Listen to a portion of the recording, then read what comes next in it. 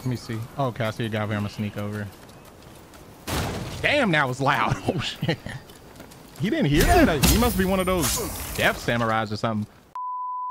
For years, developers at Team Ninja made games that featured well-designed levels. Now they embark on a new path by producing an open-world game. After playing Rise of the Ronin, it left me a bit staggered. On one end, it's a fun action game with above-average combat, an interesting world with characters to match, and a pretty fun co-op. On the other end, this game is more bloated than a pig with farts. The map is cluttered with side objectives, and the loot feels so insignificant that I didn't replace my gear from Act 1 until the transition from Act 2 to Act 3. Even when I finally upgraded, the stat improvements were barely noticeable. By the time I reached the 40-hour mark and still wasn't done with the game yet, I realized finishing it would feel more like a chore. In my opinion, Team Ninja should have made this game shorter, because the longer I played, the more overwhelmed I became. Although Rise of the Ronin was a solid attempt at an open world game by Team Ninja, it could have been even better had they streamlined the experience by cutting unnecessary content. Reducing the excess would have elevated the game significantly. Come on, got him. Yup, got him. Let's go. Come on, Sabuza, what you got now? I'm not dying today. I already died 500 other times. Come on. Come on. Oh, no, no, no, no, no, no. No, no, no. What is that? What? Yo. Fuck, man. I swear. Rise of the Ronin takes place in mid-19th century Japan during the period of the Bushin War. This conflict ultimately led to the downfall of the Tokugawa shogunate, forcing Japan to reopen to the world. The story follows two assassins who, as children, survived the destruction of their village during attack by the shogunate forces. Before you embark on your journey, you'll be able to customize both of your twin blades through an extensive character creation system. Once that is complete, this game doesn't hesitate to dive straight into the action with a compelling opening. The story broadens as it unfolds, introducing you to various historical figures. You'll have the option to align with either the pro or anti-shogunate factions, with your choice shaping the course of Japan's history. However, certain key events will unfold regardless of the path you choose. The overall story is decent, addressing key issues such as Japan's struggle with colonization and its growing lag behind the rest of the world due to rapid technological advances. It delves into themes of racism and xenophobia, portraying how foreign influence stirs division among the native population. Some are open to assimilation, while others strive to preserve their culture's identity. I enjoyed the story for the first 10 hours or so, but as time went on, I started forgetting the finer details. Eventually, I stopped giving a damn altogether and just wanted to finish the game and move on. Unlike Neo, Rise of the Ronin feels like one of those games you're unlikely to revisit after completing the story.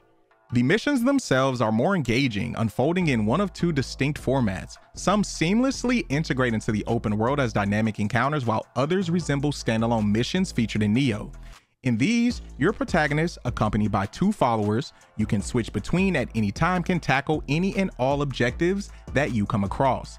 The latter option offers flexibility, allowing you to play solo with companions within the game or team up with two friends who can join as your allies in co-op mode. I found these missions far more engaging than the many side objectives. Whether sneaking around a whorehouse to take pictures of people or battling multiple warriors in a solo tournament for the Shogun, each task was enjoyable in its own right.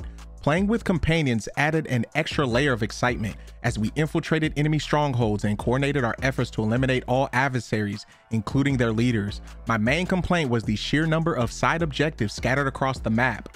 While some like bond missions, public orders, hunting fugitives, and fighting hidden bosses were enjoyable, others such as grassroots missions, photography tasks, and the numerous training missions felt much less compelling. Grassroots and training missions were fine at first, but over time became stale. Photography's nice in the beginning. Capturing images of historical locations across various regions of Japan really showcased the beauty of the game. Unfortunately, my love for photography died once I had to take a picture of a man's dirty ass. some man's in the way. He can't be the picture though. Oh, he's the picture. No way. Boy, no way. No fucking way. No way. This is crazy.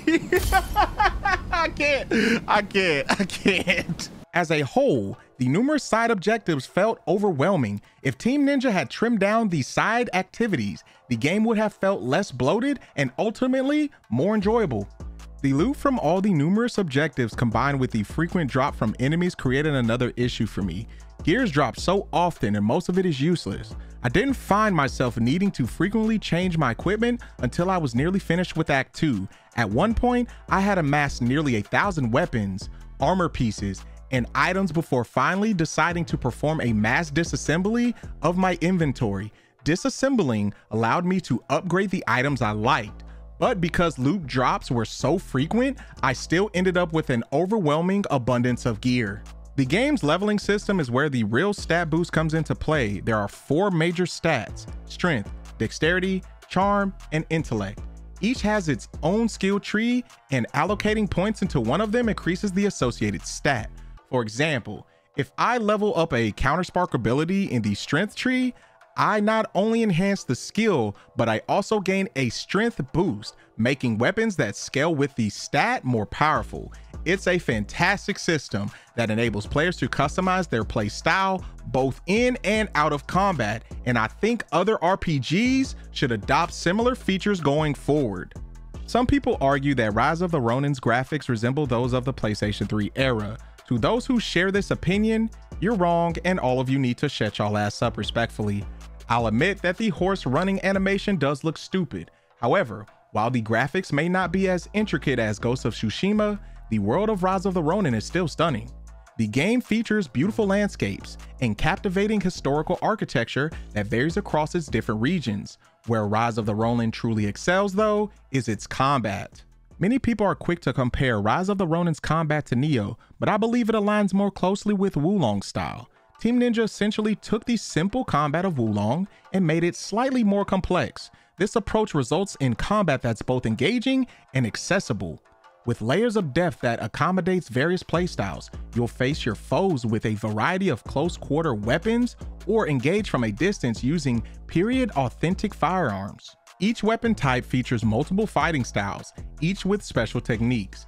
These styles follow a kind of paper, rock, scissors system where selecting the right option to counter your enemy's moves is key to success. Unfortunately, some weapons benefit more from this system than others.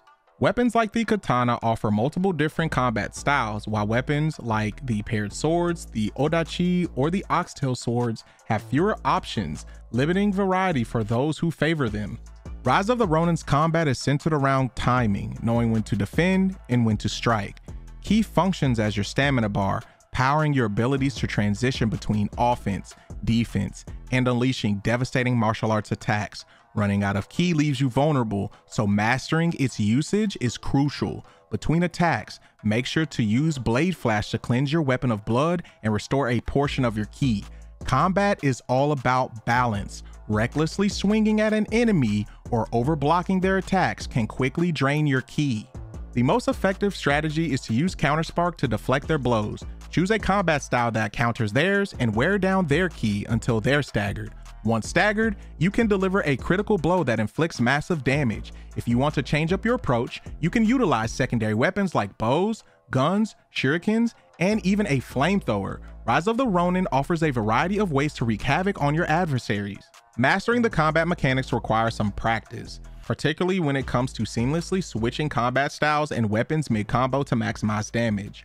Once you get the hang of it, performing these maneuvers during battle is incredibly satisfying. Just remember to keep an eye on your ki. Ultimately, the combat in Rise of the Ronin was one of its standout features for me. The dynamic weapon clashes kept me engaged, and Team Ninja once again delivered an exhilarating experience. If there's one thing that Team Ninja knows how to do is make a challenging game. The enemies in Rise of the Ronin will break their foot off in your ass if caught slipping. If you fall in battle, you'll respawn at a veiled edge banner, reminiscent of the checkpoints in Souls-like games. As in those games, when you die, you lose your accumulated souls, or in this case, karma, but you have a chance to reclaim it by defeating the enemy that bested you. Rise of the Ronin uses a karma system that is a secondary XP tied to defeating enemies. When you respawn and exact your revenge, you will complete a vendetta which will restore your lost karma. The boss fights in this game are phenomenal, but be warned, they'll challenge your mental health. These bosses move at lightning speed. You must understand the combat mechanics if you want to succeed. For those truly looking to test their mental fortitude and skill, seek out these special bosses hidden throughout the map. These encounters are far more challenging than the regular bosses and reward you with new combat styles and gear. Rise of the Ronin is packed with features that enhance the experience. If you completed the main story and don't want to start a new playthrough to make different decisions or because you missed something, the game has you covered. As you progress, you'll gain access to a book called The Testament of Souls. This feature allows you to revisit earlier missions, make new choices, side with different factions, complete missions you might have skipped, and finish up any objectives you may have missed on the map. It's one of the game's best features, as it removes the stress of reaching a point of no return without fully exploring the content. Another great feature is the Longhouse, a friendly encampment where you can relax. Here, you can chat with the supporting cast, change your character's appearance, respec your skill points, decorate, and more. Rise of the Ronin captures a fascinating period in Japan's history, with Team Ninja developing a visually stunning open world and challenging combat. The game introduces some innovative features that other RPG developers could take inspiration from, whether it's soaring through the sky with a glider to drop bombs on enemies, or using a grappling hook to hurl foes with force. The variety of weapons and gadgets adds to the excitement. However, the game stumbles with issues like a cluttered map, frequent drops of useless loot, and non-essential systems that make the experience feel bloated. While Rise of the Ronin is a decent open world attempt by Team Ninja, I hope they refine their approach in the future to create a more focused and streamlined experience. So, without further ado, I give Rise of the Ronin a 7 out of 10.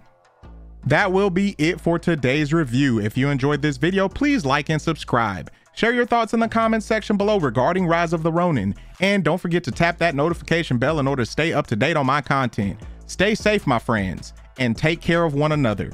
Peace.